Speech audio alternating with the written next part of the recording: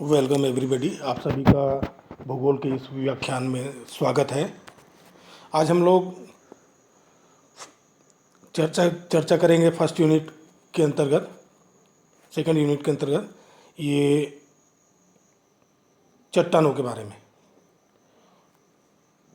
चट्टानों के बारे में एक सामान्य अवधारणा है। जब भी हम चट्टानों की कल्पना करते हैं या उसके संबंध में विचार करते हैं तो लगता है कि वो काफ़ी कठोरता का बोध होता है और हमारी पृथ्वी का अधिकांश भाग चट्टानों से ही निर्मित है, 98% नियर अबाउट। तो चलिए क्रमशः चट्टानों के अध्ययन के क्रम में हम बात करते हैं कि ये चट्टान होता क्या है। तो ये कहा जाता है कि rock are the book of earth history and fossils are the pages. जो चट्टानें हैं वो पृथ्वी के इतिहास की पुस्तकों के समान हैं और उनमें जो पाए जाने वाले जीवाश्म हैं चट्टानों में वो उसके पन्ने हैं। आप रॉक यानी चट्टान और जो जीवाश्म हैं उसके सहारे पृथ्वी के इतिहास के बारे में जानकारी प्राप्त कर सकते हैं।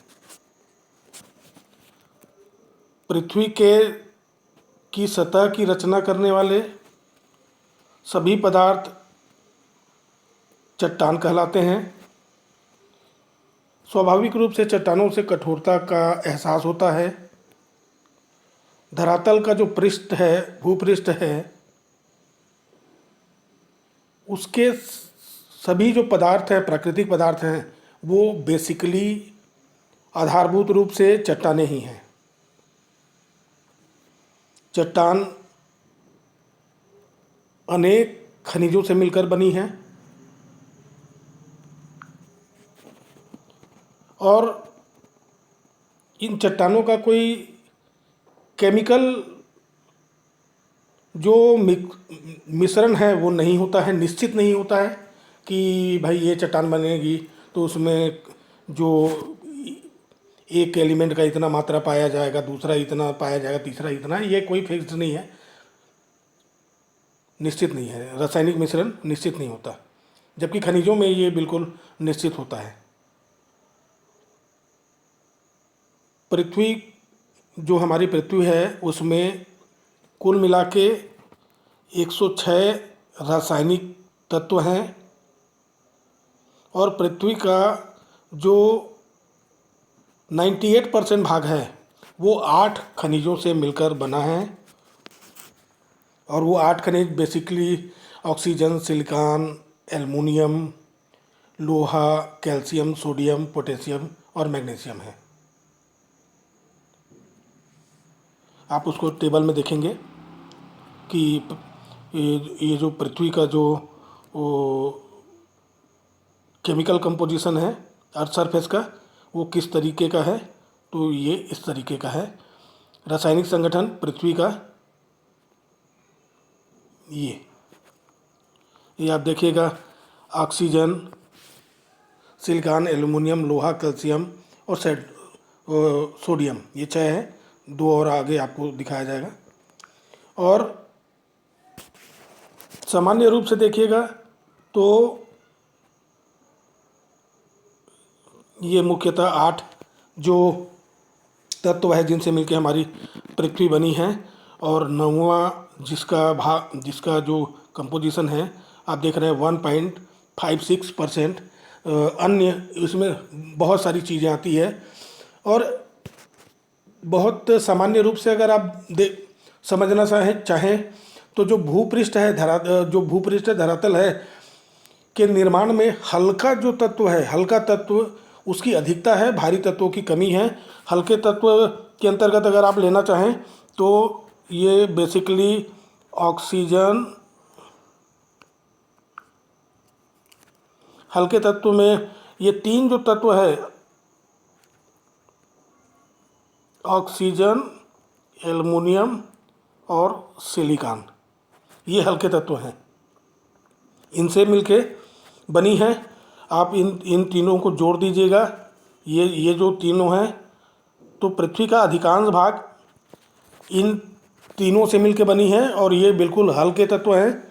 और इसका एग्जांपल लेना चाहे तो ऑक्सीजन, सिलिकॉन और एल्युमिनियम है। भारी तत्व जैसे हैं, भारी तत्व के अंतर्गत आता है सोना, हीरा, चांदी, यूरेनियम। तो ये जो अन्य हैं उनके अंतर्गत आता है। इसमें और बहुत सारे जो एलिमेंट हैं वो आते हैं, तो इनकी मात्रा बहुत ही कम है, इसीलिए ये बहुत कीमती भी है जो भारी तत्व हैं। तो इस तरह से पृथ्वी का केमिकल कंपोजिशन है ये। अगर आप नोट करना चाहें तो कर सकते हैं। अगले क्रम में बात करेंगे कि खनिज किसे कहते हैं, क्योंकि जब भी चट्टानों की बात होगी तो खनिजों की बात होगी। खनिज, देखिए कोई सा भी चीज़ अगर आप ज़मीन से खोद खोद के निकालते हैं तो उसको खनिज कहा जाता है। मिनरल या खनिज का एक सामान्य अवधारणा कि आपने खोदा और जो चीज़ प्राप्त किया वो खनिज है। ठीक, आगे चलते हैं कि ये खनिज कितने प्रकार का होता है।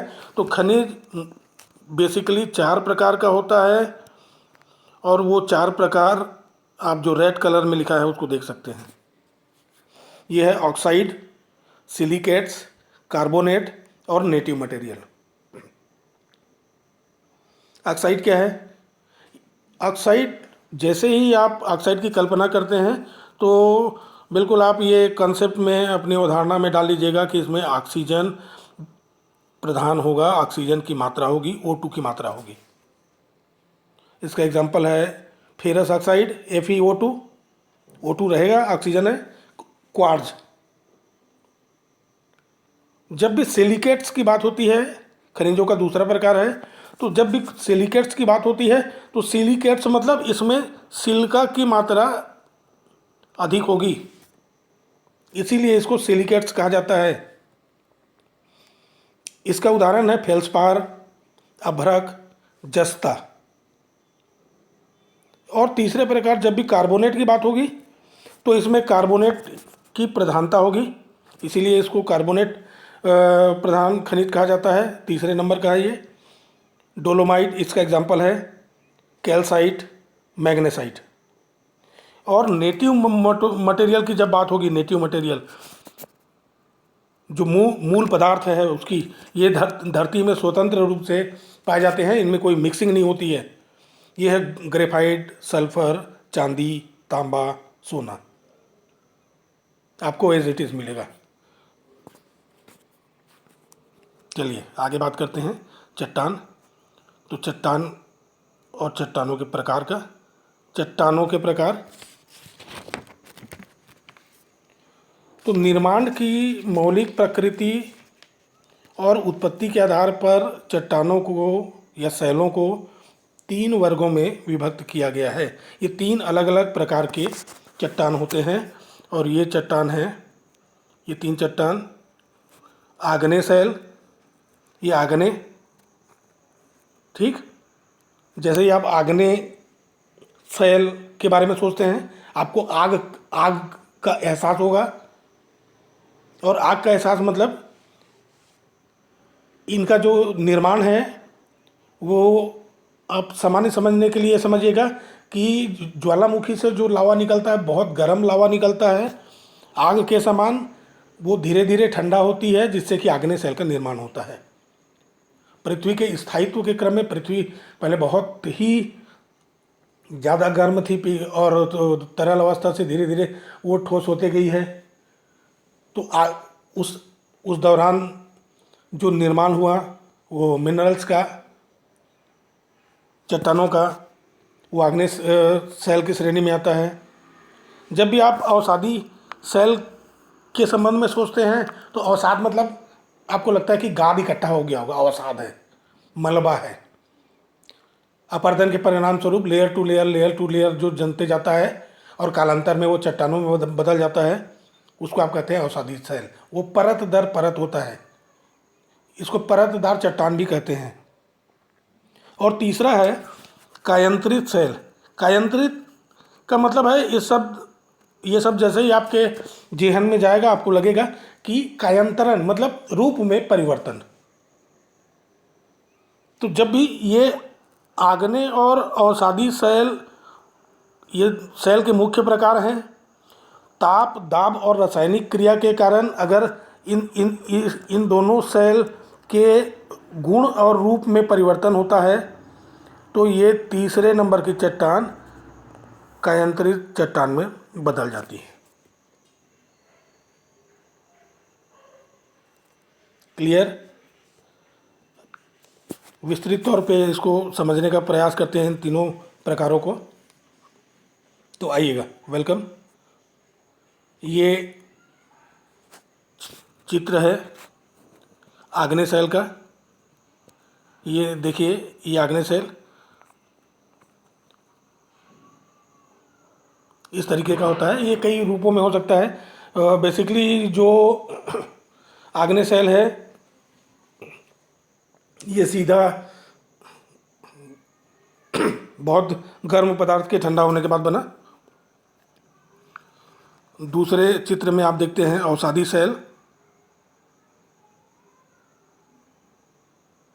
ये बहुत ज़्यादा स्पष्ट तो नहीं है और अच्छा पिक्चर आना था इसमें, लेकिन आप कल्पना करिएगा कि अवसादों के जमाव से जिस शैल का निर्माण होता है उसे अवसादी शैल कहा जाता है। आइए, ये है तीसरे नंबर का कायंत्री शैल। आगे हम इसके बारे में थोड़ा सा विस्तृत चर्चा करेंगे। आइए पहले समझने का प्रयास करते हैं ये आग्नेय शैल क्या है, इसकी विशेषताएं क्या है। आग्नेय शब्द लैटिन भाषा के इग्निस से लिया गया है। इस शब्द का अर्थ लैटिन में आग होता है, अग्नि होता है। आग्नेय शैल का जो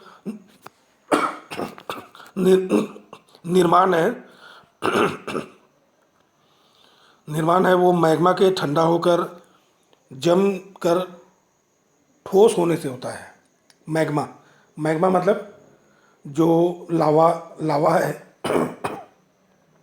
जब तक ज्वालामुखी के अंदर रहता है गर्म लावा तब तक वो मैग्मा कहलाता है, और जैसे ही बाहर आता है लावा कहलाता है। ये बात आप जानते हैं, पूर्व के व्याख्यान में आपको बता दिया गया है। तो मैग्मा का जब ठंडा होकर जम जाता है, ऐसी बहुत सारी जो अवस्थाएं होती हैं जिनमें अंदर ही अंदर वो गर्म होके ठंडा हो जाता है। अगर वो बाहर निकलता है लावा के रूप में, धरातल या क्रस्ट की रचना करता है। धरातल में भी, भूपृष्ठों में भी ये पाया जा सकता है। हमारी पृथ्वी में सबसे पहले इसी शैल का निर्माण हुआ, इसलिए इसे प्राथमिक शैल भी कहा जाता है। और क्योंकि ये सबसे प्राचीन शैल है, इस शैल में जीवन का कोई चिन्ह नहीं मिलता है या जीवाश्म नहीं पाए जाते हैं। जिस समय इस शैल का निर्माण हुआ, पृथ्वी में जीवन की संभावना नहीं थी। जीवन विकसित इस शैल के निर्माण के बाद प्रारंभ हुआ। लेकिन देखिएगा कि पृथ्वी में पाए जाने वाले सभी शैल या सभी आग्नेय शैल प्राचीन नहीं है। आग्नेय शैल का निर्माण अभी भी हो रहा है। ज्वालामुखी विस्फोट के कारण जो लावा निकलता है और वो बाहर निकल के ठंडा होता है या धरातल के अंदर ही ठंडा हो जाता है, इस तरीके से अभी भी यह सतत रूप से जो आग्नेय शैल है उसके निर्माण की प्रक्रिया चल रही है। और ये कहा जाता है कि क्योंकि ये पृथ्वी की बहुत पुरानी और प्राचीन चट्टान है, तो और जो भी चट्टान है उसका निर्माण में सीधे या परोक्ष रूप में आग्नेय शैल की ही भूमिका होती है। क्योंकि जो आग्नेय शैल है अपरदन और अपक्षय के कारण अगर वो धीरे धीरे उसका इरोजन होता है, अपरदन होता है और वो कहीं पर जाके जम जाता है, लेयर टू लेयर जब जमाव होता है तो उसी को हम कहते हैं कि वो अवसादी सेल बन गया। तो प्रत्यक्ष या परोक्ष रूप से किसी भी चित्त, और दो प्रकार हैं अवसादी और कायांतरित, उसके निर्माण में इसकी भूमिका होती है आग्नेय सेलों की। तो इस तरह से आपने देखा कि आग्नेय सेल ये पृथ्वी में बनने वाला सबसे पहला सेल है, और ये मैग्मा के, गर्म मैग्मा के ठंडा होने के कारण बनता है। चलिए आगे सेकेंड अवसादी सेलों के संबंध में चर्चा करें। तो जो अवसादी सेल है, अवसाद, अवसाद जैसे ही आपके जहन में आता है आपको लगता है कि गाद मलबा धीरे धीरे जमा होके परत दर परत इसका निर्माण हुआ। अवसादी चट्टानों का निर्माण अवसाद के एकत्रीकरण के फलस्वरूप होता है। अवसादी सेल को परतदार सेल इसीलिए कहते हैं, बहुत सारी परतें पाई जाएंगी इनमें, और इस सेल की विशेषता है कि इसमें प्राणीज अवशेष जो फासिल्स हैं, जीवाश्म हैं, वो पाए जाते हैं। क्योंकि एक परत हुआ, कुछ चीज़ें, कुछ जीव वो उसमें सरवाइव किए, उसके बाद वो अगर मर गए और वहीं पर रहे तो उस जीव के ऊपर में दूसरा परत चढ़ गया, फिर परत दर परत होते गया, तो इसमें लेयर टू लेयर आपको वो फासिल्स मिलेंगे या प्राणीज अवशेष मिलेंगे। और देखिएगा जो धरातल का पटल है, भूपटल है, ऊपर का जो हिस्सा है, क्रस्ट जिसको हम लोग कहते हैं, उसके 75% भाग में अवसादी सेलों का विस्तार मिलेगा। लेकिन पृथ्वी का जो क्रस्ट है पृथ्वी का जो क्रस्ट है, जो सबसे पहला जो ऊपरी हिस्सा है, पपड़ी है, उसके निर्माण में इसका जो योगदान है वो केवल 5% है। और मनुष्य के लिए सर्वाधिक महत्वपूर्ण ये चट्टान है, यह सेल है, और ये हमारे जीवमंडल का आधार है।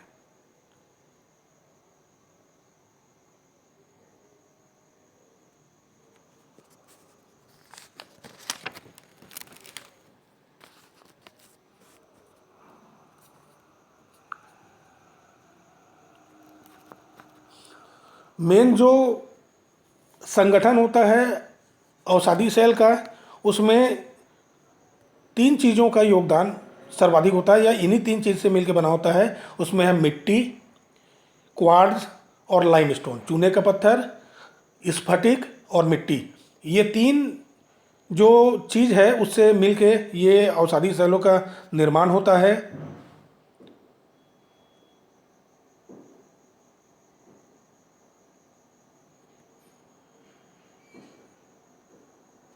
जो भूपटल की सेल है उसके दीर्घकालिक अपघटन या विघटन के कारण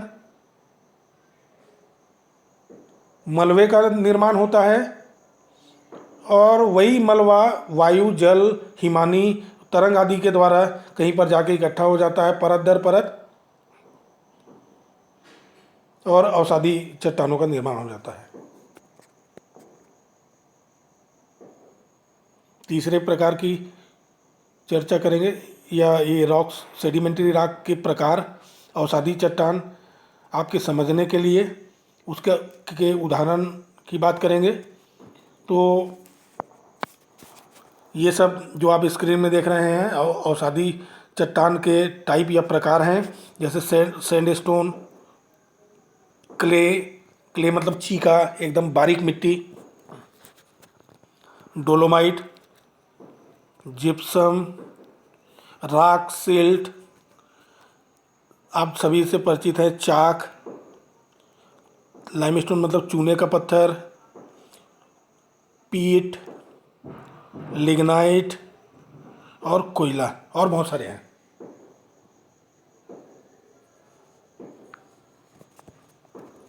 आगे चलते हैं। तीसरे प्रकार चट्टानों के तीसरे प्रकार को कहा जाता है कायांतरित चट्टानें। कायांतरित मतलब जिनके मूल स्वरूप में परिवर्तन हुआ है, भौतिक और रासायनिक परिवर्तन, दोनों परिवर्तन, उसको कहते हैं कायांतरित चट्टानें। किसी भौतिक शक्ति एवं प्रक्रिया के प्रभाव से चट्टान के मूल स्वरूप या संरचना में परिवर्तन आने से जो नई चट्टान बनती है उसे कायांतरित चट्टान कहा जाता है। और ये कायांतरण दो चट्टानों में होता है, एक तो वो आग्नेय चट्टान या तो अवसादी चट्टान, ये दो मूल चट्टान हैं। और इनमें अगर परिवर्तन होता है वो तापमान, दबाव के कारण, इनकी जो रासायनिक संगठन है और जो संरचना है और रूप है उसमें परिवर्तन हो जाता है, तब बन जाता है ये कायांतरित चट्टान। आप इसको देखिएगा कि ये आग्नेय चट्टान और ये अवसादी चट्टान में तापमान, दबाव और के कारण जो केमिकल चेंज आता है, रासायनिक संरचना बदल जाती है और वो बन जाता है मेटामॉर्फिक रॉक।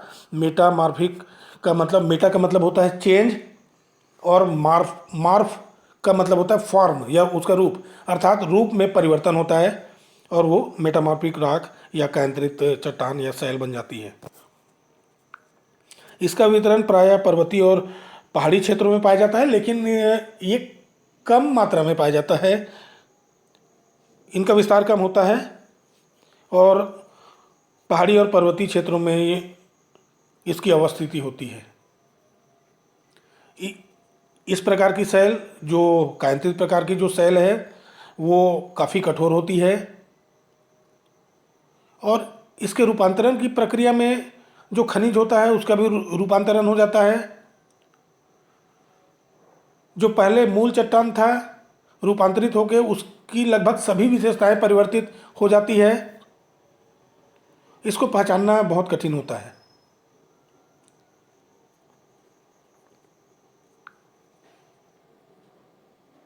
चलिए समझने का प्रयास करते हैं कि अवसादी से कायांतरण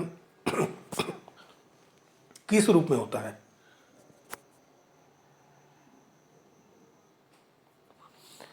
तो जो कंकड़ है, कंकड़ आप कल्पना करिएगा, प्रारंभिक रूप कंकड़ है। कंकड़ जब लेयर टू लेयर जमते जाता है तो वो कांग्लोमेरेट कहलाता है। कंकड़ों का जमाव जब होता है कांग्लोमेरेट कहलाता है।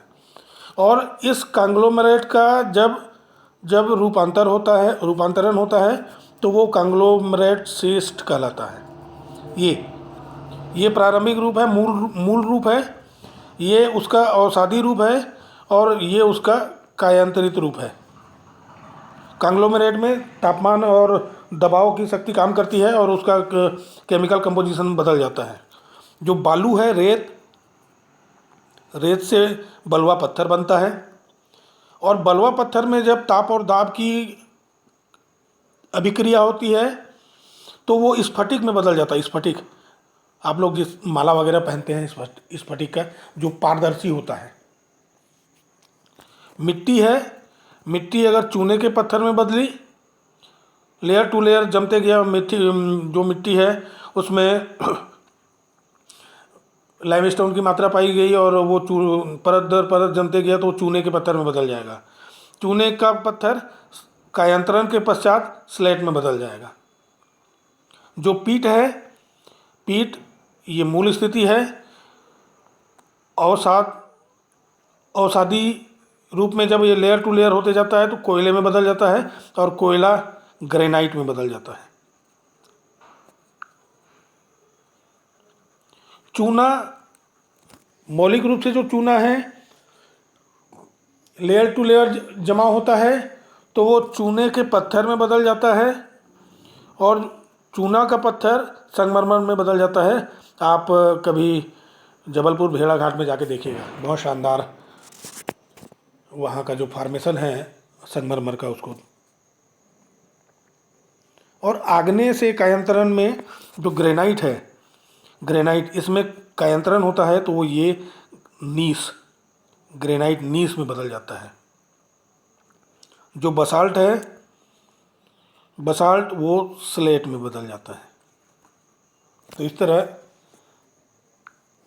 आप समझने का प्रयास करिएगा कि परिवर्तन किस रूप में होता है, और कायांतरण की प्रक्रिया में ताप और दाब की जो अभिक्रिया है वो बहुत महत्वपूर्ण होती है।